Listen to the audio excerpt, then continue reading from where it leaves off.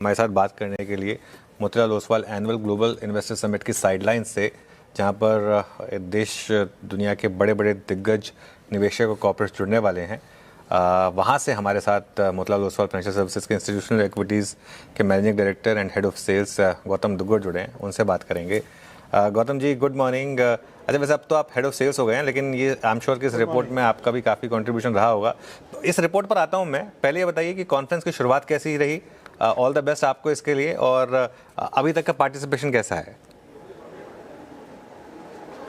अनुज जी, धन्यवाद मुझे यहाँ बुलाने के लिए। कॉन्फ्रेंस का शुरुआत अभी हुआ है। आज सुबह 8 बजे से हमारी कॉन्फ्रेंस चालू हुई है। सीईओ ट्रैक सेशन अभी बस जैसे आप हमसे बात कर रहे हो, उधर सीईओ ट्रैक सेशन आरंभित हो रहा है रामदेव जी के इनॉग्रल सेशन से। बहुत ही ज़्यादा फुटफॉल्स है। हम यहाँ पे 1400 इन्वेस्टर्स को एक्सपेक्ट कर रहे हो ओवर नेक्स्ट 3 डेज। 180 कॉर्पोरेट्स है। लास्ट ईयर हमने 16,000 मीटिंग्स कराई थी।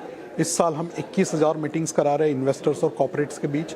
तो बहुत ही ऑल टाइम हाई आंकड़े हम देख रहे हैं हमारे कॉन्फ्रेंस में, चाहे वो कॉर्पोरेट्स के हिसाब से देखें आप, चाहे इन्वेस्टर्स के हिसाब से देखें, या चाहे नंबर ऑफ मीटिंग्स के हिसाब से देखें। और हमारे कॉन्फ्रेंस का हमेशा से जो एक यूनिक फीचर रहा है सीईओ ट्रैक, 15 सीईओ स्पीकर्स आज और कल यहाँ पे कॉन्फ्रेंस में अपना नज़रिया पेश करेंगे अपने अपने कंपनीज और सेक्टर्स को लेके। ओके, चलिए गौतम जी, अब अर्निंग सीजन खत्म हुआ, अभी हम आपकी रिपोर्ट की बात कर रहे थे। इस कॉन्टेक्स्ट में ये जो कॉन्फ्रेंस हो रही है, कॉर्पोरेट अर्निंग्स को लेकर ओवरऑल क्या नज़रिया बन रहा है? सो अनुज, ये कॉर्पोरेट अर्निंग सीजन जो रहा है वो पिछले 3 साल का बेस्ट अर्निंग सीजन रहा है। आप किसी भी नज़रिए से देखें, एब्सोल्यूट एग्रीगेट ग्रोथ के हिसाब से देखें, स्प्रेड ऑफ अर्निंग्स के हिसाब से देखें, upgrade to downgrade ratio, number of sectors जिन्होंने हमारे एस्टिमेट्स को बीट किया है, तो overall earnings growth ex OMC 23% रही है हमारे कवरेज के 390 कंपनीज़ की। निफ्टी की 18% अर्निंग्स ग्रोथ रही है, और मिड कैप स्मॉल कैप की और भी बेहतर रही है। मिड कैप 25%, स्मॉल कैप करीबन 30%। तो ये बेस्ट आंकड़े रहे पिछले 10-12 क्वार्टर्स के। मोर इम्पॉर्टेंटली अर्निंग्स अपग्रेड आई है 3 साल बाद। हमने अगले जो क्वार्टर्स के अर्निंग्स है फुल ईयर FY27 के, हमारे कवरेज यूनिवर्स के अर्निंग्स 2% से बढ़ा है, निफ्टी का 0.6% से बढ़ाया है। 130 कंपनीज में अर्निंग्स अपग्रेड हुई है, केवल 90 में डाउनग्रेड हुई है। तो ये रेशो 1.5 गुना है, जो कि पिछले 10-12 क्वार्टर से 0.5-0.6 था डाउनग्रेड के फेवर में। ये पहली बार हम देख रहे हैं कि अपग्रेड ज़्यादा हुए हैं। जो हम 31 सेक्टर कवर करते हैं उसमें 20 हेड ऑफ एस्टिमेट्स आए हैं, 9 इनलाइन आए हैं। तो केवल 2 सेक्टर्स ने हमारे अर्निंग्स मिस की है। तो आप कोई भी एंगल से देखिए, कॉर्पोरेट अर्निंग सीजन ये पिछले कई क्वार्टर्स का बेस्ट अर्निंग सीजन रहा है। और मुझे लगता है निफ्टी भी 2 साल बाद शायद ये साल 15% अर्निंग्स ग्रोथ करेगी। लेकिन सबसे ज़्यादा जो एक्साइटमेंट रही है अर्निंग्स में वो बियॉन्ड निफ्टी रही है, बियॉन्ड टॉप 100 कंपनीज रही है। तो मिड एंड स्मॉल कैप के अर्निंग्स हमें लगता है बहुत अच्छे रहेंगे। अच्छा गौतम जी, अब आते हैं कुछ स्पेस पर। मैं 2022 से लेकर 26 के बीच में एक सिक्लिकल स्पेस जिसने बहुत पैसा बना के दिया था, दैट वाज मेटल्स। बहुत अच्छा पैसा बना है यहाँ पर। बट यही होता है ना कि टॉप पे आके आपकी अर्निंग सपोर्ट कर रही है कि नहीं कर रही हैं आपकी। इस बार मेटल्स में आपको नंबर्स कैसे लगे, और क्या मेटल्स अभी भी एक स्ट्रॉन्ग फेज में रहेंगे क्या? मेटल्स के नंबर्स बहुत अच्छे थे, best amongst the sectors which have delivered numbers this quarter. Metals, oil and gas, BFSI, NBFC non lending, ये सारे सेक्टर्स ने बहुत ही अच्छे नंबर्स दिखाए हैं, एक्सपेक्टेशन से बेहतर। और मेटल्स तो पिछले 3 साल से अच्छे नंबर्स दिखा रहा है। अगर ये साल का नंबर्स मेटल्स का जो हमने अनुमानित किया, अगर वो आता है, तो शायद ये पिछले 10-12 सालों में पहली बार होगा कि लगातार 3 साल मेटल्स की अर्निंग्स पॉजिटिव ग्रोथ दिखाई है। तो काफ़ी अच्छे नंबर्स आ रहे हैं। बट आपने सही कहा कि एक सिक्लिकल सेक्टर है, और ग्लोबल सिक्लिकल सेक्टर, कई सारे फैक्टर्स इसके स्टॉक परफॉर्मेंस को इम्पैक्ट करते हैं। तो आपको बहुत समझदारी से बॉटम अप तरीके से एनालिसिस करके अपने स्टॉक पिक चूज़ करने होंगे। हमने हमारे मॉडल पोर्टफोलियो में हिंडाल्को रखा है। इसके अलावा हमें JSW स्टील भी पसंद है।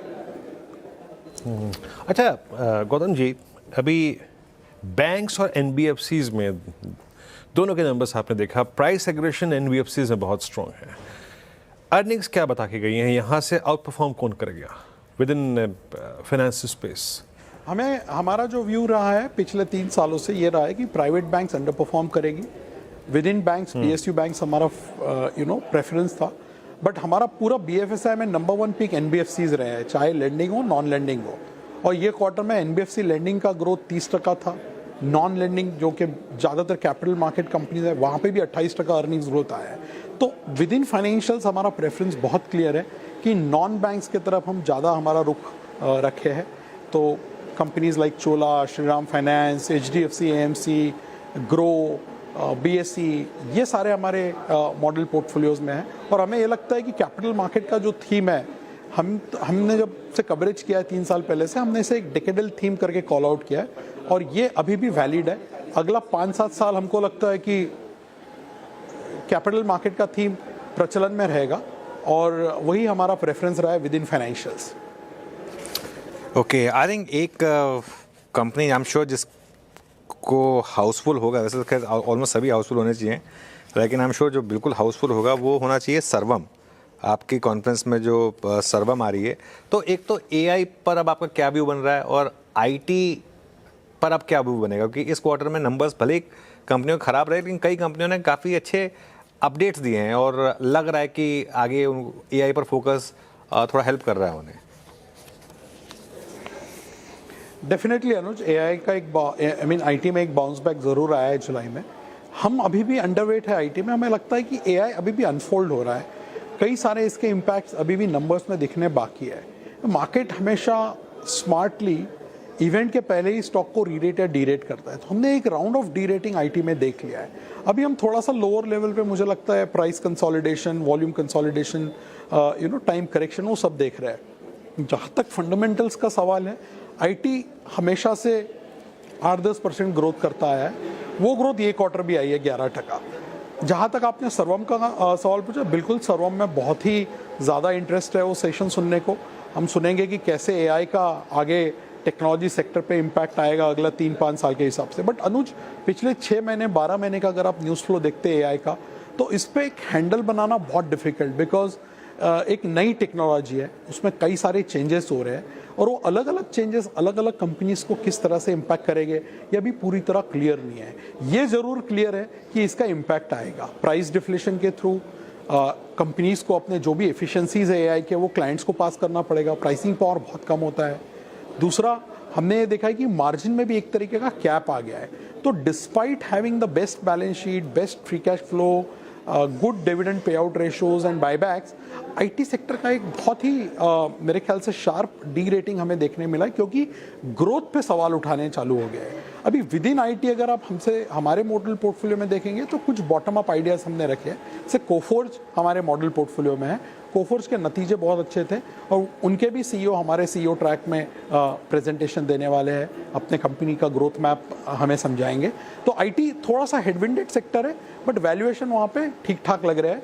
ज़्यादा मुझे वहाँ पे प्राइस रिलेटेड डाउनसाइड नहीं लग रहा है, बट पैसा आपका फंजिबल होता है, कैपिटल आपका फंजिबल है। तो हमारा प्रेफरेंस अभी बाकी सेक्टर की तरफ ज़्यादा है। IT में हम अभी भी अंडरवेट है।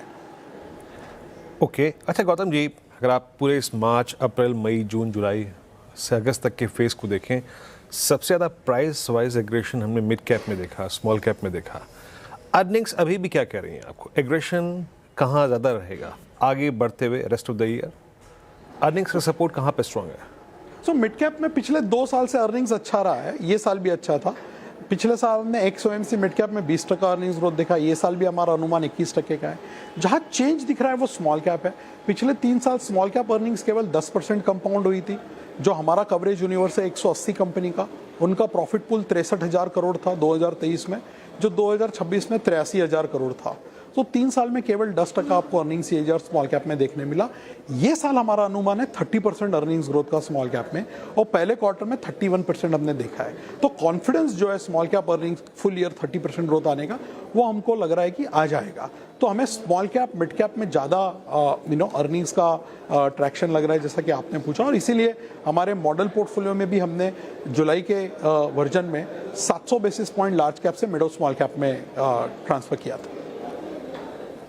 All right, okay Gautam ji, बहुत बहुत शुक्रिया। एंड आई एम श्योर आपको अपनी कॉन्फ्रेंस में जाना होगा, तो उसके लिए फ्री करते हैं आपको। Thank you so much. आपसे दोबारा बात करेंगे कॉन्फ्रेंस जब रैप अप हो रही होगी तब। आगे बढ़